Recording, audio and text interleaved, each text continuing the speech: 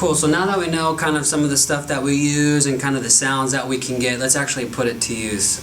So we'll talk about a song by Hillsong called Cornerstone. That's a really popular one here. That's a song that has really come alive for our church. You can really see people's response in that song with the lyrics and people just opening up and going for it. And it's just very anthemic, very big. People just kind of cut loose during worship. So it's a really fun song. So we could talk about that one today. For this song, a lot of our worship leaders will play it in the key of C, so I've chosen to capo 5 and play G formations. That's really helpful for me. That way I can play a lot of open strings, and I can do a lot of fluid moving lines that aren't necessarily like classic like solo parts, but I can incorporate like the best of both worlds between rhythm and lead playing. So we'll kind of talk about some of that. Okay, so for the song, we usually start that off pretty low, pretty down. The worship leader will start off with the chorus, starting with Cornerstone. And then we'll usually kind of let that kind of hang for a little bit and let them build it. And then as we get through the line, through the storm, that's when the band will really start to pick up. So that, for you as a guitar player, you should be thinking, okay, what kind of overdrive do I want? What kind of delay do I want? What kind of vibe am I going for? And then, most importantly, what am I going to play? So for that song in particular, it's really important that you know that lead line. It's a really great one. It's really stylish. So for when I play the song, I'll usually throw on one of the overdrives, and then I'll use maybe like a darker delay so I can get a little bit more vibey. It's not so like clear, crisp U2 sound. It's a little bit more washy, but it still sounds out. I'll usually set that to a dotted 8 sound. And then as the drummer's kind of clicking in to the tempo of the song, that's when I'll start tapping in my delay. And then I can play the line, and that way the repeats of the delay are in time with the rest of the band. So it just sounds really clean, sounds really clear, and it sounds like you know what you're playing. Yeah, so like I said, I picked that delay and that overdrive. And then, so for the part, it sounds a little bit like this.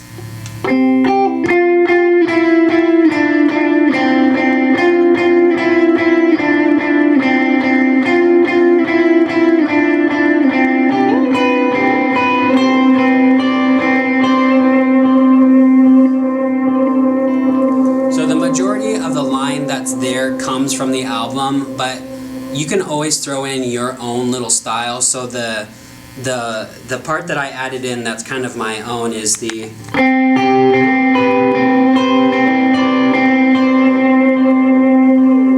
so that's not on the record, and that's just something that I came up with. That's just something that I sat down and thought of and thought I would add in, that would add a little bit more texture and kind of my own spin after listening to some of my favorite players.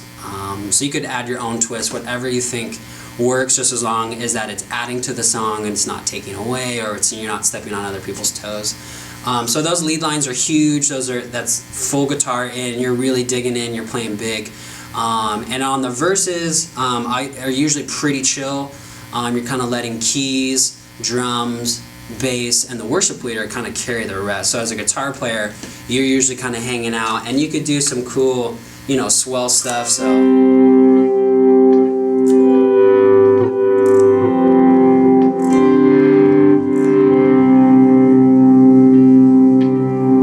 can do some of that kind of stuff. So verses are usually pretty chill. You may even just want to do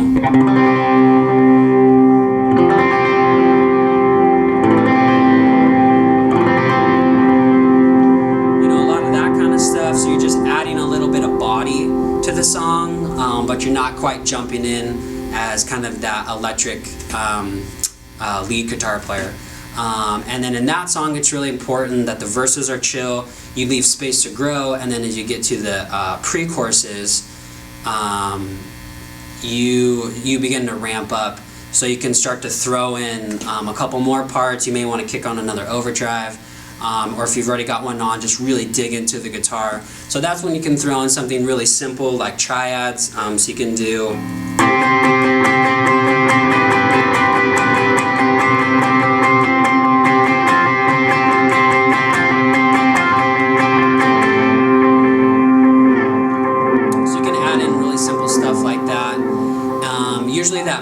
chorus is a drop chorus, so you can just give out a big and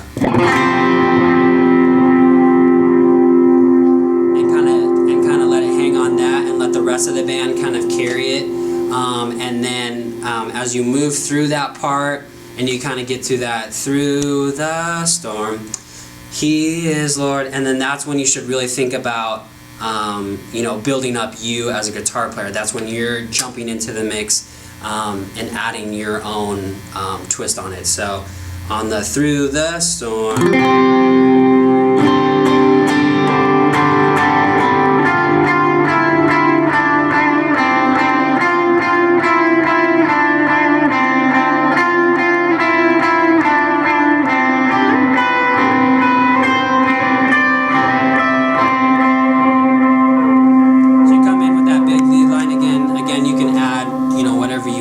to it, and then the next verse, you want to add just a little bit more. You really want those verses to be able to be spacious and have plenty of room to grow, so that when you get to the chorus, you're fully in. Your overdrive's on, your volume is wide open, you're really digging into your strings.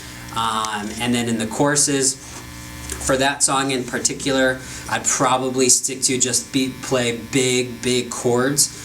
Because in those choruses you really want to add body to the song. Don't worry so much about playing lead lines. You'll have plenty of time to play that stuff for that song, but I'd probably just stick to just a normal chord progression, and like I said, just add body to the song. You want to really fill it out and take up a huge space of the overall mix, because if you're just playing lead lines and you're just kind of doodling around, the band just kind of falls flat. It just kind of loses its oomph, its power, its fullness. So you want to really add your rich, just big chords to that song. And then the rest of the song is just kind of repeat. You kind of taken what you've built earlier in the song and you can carry it on later to the song. So with big chords, play that classic lead line. That's how most people will know a song, is some of those classic guitar lead lines. And then for the rest of it, that's pretty much on your creative mind to add swells or chords or little picking parts or slide or whatever. So it's really up to you, but those are just some things to keep in mind for a song like that in particular. And that same type of mentality can be transferred to other songs. Verses are usually pretty chill.